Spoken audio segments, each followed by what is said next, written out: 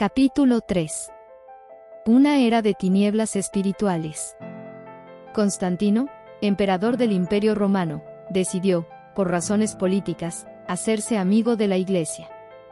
Empezó la transigencia, la conformidad y la persecución de los que antes habían sido hermanos. El apóstol Pablo, en su segunda carta a los tesalonicenses, predijo la gran apostasía que había de resultar en el establecimiento del poder papal. Declaró, respecto al día de Cristo, ese día no puede venir, sin que venga primero la apostasía y sea revelado el hombre de pecado, el hijo de perdición, y el cual se opone a Dios, se ensalza sobre todo lo que se llama Dios, o que es objeto de culto, de modo que se siente en el templo de Dios, ostentando que Él es Dios. Segunda de Tesalonicenses capítulo 2 versículos 3 y 4. Poco a poco, primero solapadamente y a hurtadillas, y después con más desembozo, conforme iba cobrando fuerza y dominio sobre los espíritus de los hombres, el misterio de iniquidad hizo progresar su obra engañosa y blasfema. De un modo casi imperceptible las costumbres del paganismo penetraron en la Iglesia cristiana. Mas habiendo cesado la persecución y habiendo penetrado el cristianismo en las cortes y palacios, la Iglesia dejó a un lado la humildad y sencillez de Cristo y de sus apóstoles por la pompa y el orgullo de los sacerdotes y gobernantes paganos, y sustituyó los requerimientos de Dios por las teorías y tradiciones de los hombres.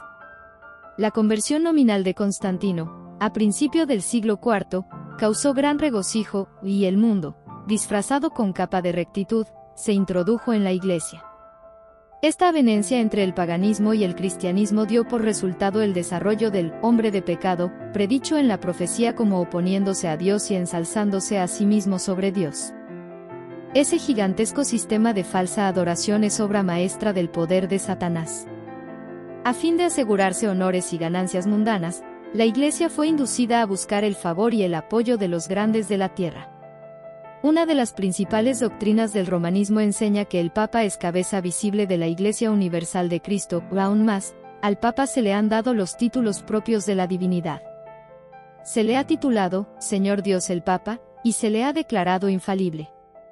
Exige que todos los hombres le rindan homenaje. Dios no ha hecho alusión alguna en su palabra a que Él haya elegido a un hombre para que sea la cabeza de la Iglesia. La doctrina de la supremacía papal se opone abiertamente a las enseñanzas de las Santas Escrituras. Bien sabía Satanás que las Sagradas Escrituras capacitaría a los hombres para discernir los engaños de él, y para oponerse a su poder. Por centenares de años fue prohibida la circulación de la Biblia. No se permitía a la gente que la leyese ni que la tuviese en sus casas. Una vez suprimido lo que descubre el error, Satanás hizo lo que quiso. La profecía había declarado que el papado pensaría mudar los tiempos y la ley. Roma se atrevió a borrar de la ley de Dios el segundo mandamiento, que prohíbe la adoración de las imágenes, y a dividir en dos el último mandamiento para conservar el número de estos. Satanás atentó también contra el cuarto mandamiento y trató de echar a un lado el antiguo sábado, el día que Dios había bendecido y santificado. Génesis capítulo 2 versículos 2 y 3. Para colocar en su lugar el día festivo observado por los paganos como el venerable día del sol. Este intento no se hizo al principio abiertamente. En los primeros siglos el verdadero día de reposo, el sábado, había sido guardado por todos los cristianos.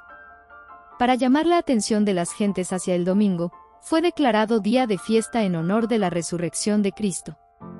Satanás indujo a los judíos, antes del advenimiento de Cristo, a que recargasen el sábado con las más rigurosas exigencias, de modo que su observancia fuese una pesada carga.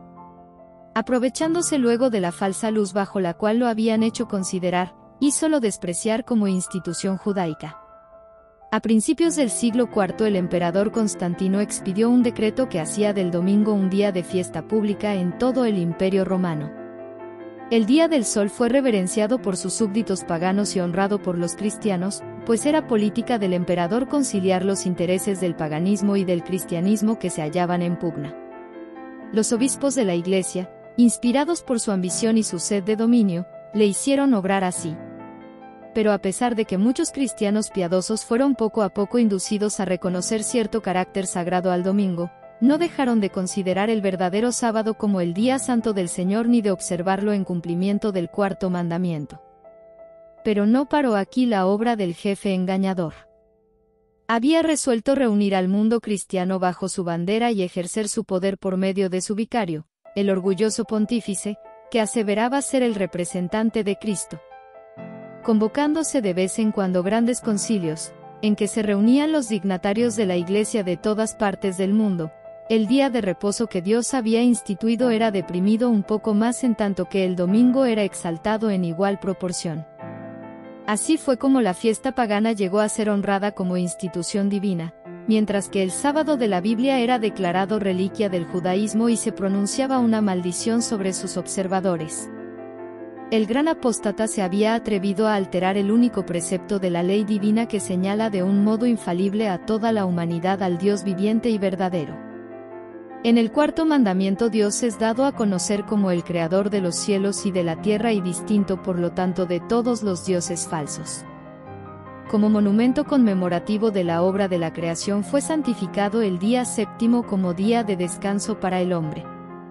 Los protestantes alegan ahora que la resurrección de Cristo en el domingo convirtió a dicho día en el día del Señor.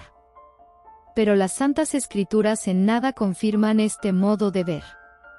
Ni Cristo ni sus apóstoles confirieron semejante honor a ese día.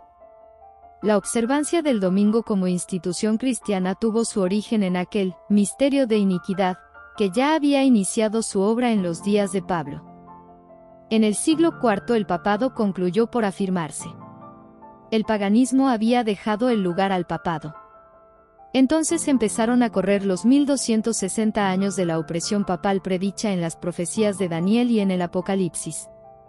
La persecución se desencadenó sobre los fieles con furia jamás conocida hasta entonces, y el mundo vino a ser un vasto campo de batalla. Por centenares de años la Iglesia de Cristo no halló más refugio que en la reclusión y en la obscuridad. El advenimiento de la Iglesia romana al poder marcó el principio de la Edad Media. A medida que crecía su poder, las tinieblas se hacían más densas. La fe pasó de Cristo, el verdadero fundamento, al Papa de Roma. En vez de confiar en el Hijo de Dios para obtener el perdón de sus pecados y la salvación eterna, el pueblo recurría al Papa y a los sacerdotes y prelados a quienes él invistiera de autoridad. Se le enseñó que el Papa era el mediador terrenal y que nadie podía acercarse a Dios sino por medio de él. Y andando el tiempo se enseñó también que para los fieles el Papa ocupaba el lugar de Dios y que por lo tanto debían obedecerle implícitamente. Cuando las Santas Escrituras se suprimen y el hombre llega a considerarse como ente supremo, ¿qué otra cosa puede esperarse sino fraude, engaño y degradante iniquidad? Al ensalzarse las leyes y las tradiciones humanas, se puso de manifiesto la corrupción que resulta siempre del menosprecio de la ley de Dios. Días azarosos fueron aquellos para la Iglesia de Cristo. No solo enseñaba a ver en el Papa a su mediador, sino a confiar en sus propias obras para la expiación del pecado. Largas peregrinaciones, obras de penitencia, la adoración de reliquias, la construcción de templos, relicarios y altares, la donación de grandes sumas a la Iglesia. Todas estas cosas y muchas otras parecidas les eran impuestas a los fieles para aplacar la ira de Dios o para asegurarse su favor. Por más que los vicios prevalecieran, aun entre los jefes de la Iglesia romana, la influencia de ésta parecía ir siempre en aumento. Los monjes fraguaron viejos manuscritos. Se descubrieron decretos conciliares de los que nunca se había oído hablar hasta entonces y que establecían la supremacía universal del Papa desde los primeros tiempos. Debilitados por el constante esfuerzo que hacían contra la persecución, y todos los demás obstáculos, algunos de los que habían sido fieles llegaron a desanimarse, y por amor a la paz y a la seguridad de sus propiedades y de sus vidas se apartaron del fundamento verdadero. Otros, sin dejarse desalentar por la oposición de sus enemigos, declararon sin temor: no temáis delante de ellos, acordaos del Señor grande y terrible. Las tinieblas parecían hacerse más densas. La adoración de las imágenes se hizo más general. Se les encendían velas y se les ofrecían oraciones. Llegaron a prevalecer las costumbres más absurdas y supersticiosas.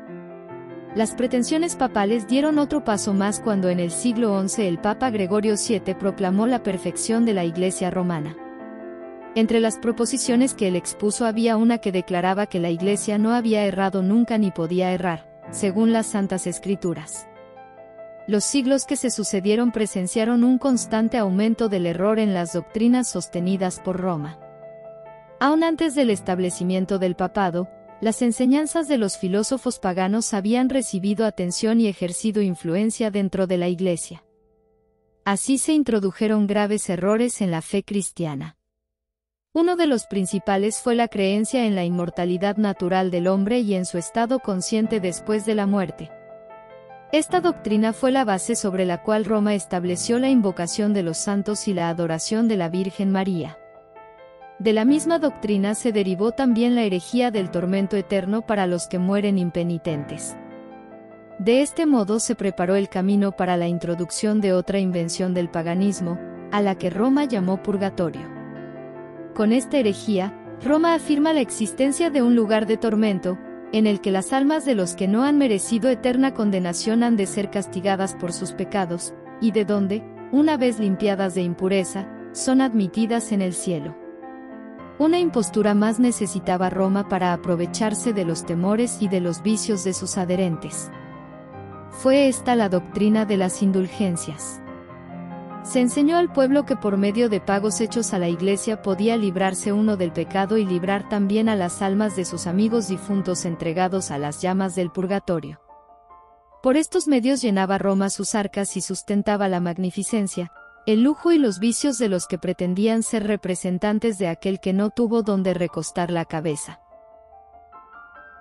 La institución bíblica de la Cena del Señor fue sustituida por el sacrificio idolátrico de la misa.